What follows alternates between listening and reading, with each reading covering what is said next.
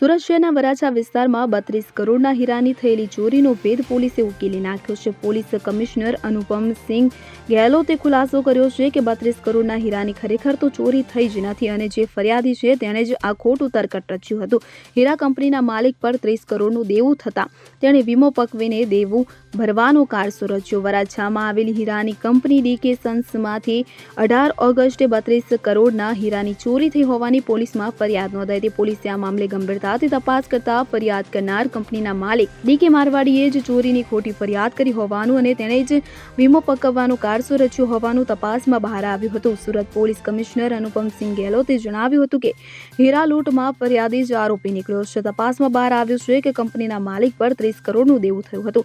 તેણે દેવું ભરપાઈ કરવા તથા વીમો પકવવા તરખટ રચ્યું. તેમણે કહ્યું કે કંપનીમાં કોઈ પણ પ્રકારના હીરાની ચોરી થઈ નથી. પોલીસ કમિશનરે કહ્યું કે મુખ્ય આરોપી દેવેન્દ્ર તેના પુત્ર પિયુષની ધરપકડ કરાઈ છે. તેને મદદ કરનાર ડ્રાઈવર વિકાસ અને રામજીવનની પણ ધરપકડ કરાઈ છે. તેમણે એમ પણ કહ્યું કે ડ્રાઈવર વિકાસ ઘટના બાદ દુબઈ ભાગી જવાનો હતો અને તેણે દુબઈની ટિકિટ પણ બુક કરાવી હતી. 4 થી 5 લોકોએ સાથે મળીને તરખટ રચ્યું હતું. આ કેસમાં હજુ પણ 4 આરોપીઓ ફરાર છે, જેમની શોધખોળ કરાઈ રહી હોવાનું જણાવાયું હતું. સુનિલ ગાંજાવાલા સાથે CN24 ન્યૂઝ, સુરત. હવે જુઓ દેશ દુનિયાની તમામ ખબરો તમારી આંગળીના ટેરવે. ઉઠાવો મોબાઈલ અને Google Play Store પરથી ડાઉનલોડ કરો અમારી CN24 ન્યૂઝ મોબાઈલ એપ.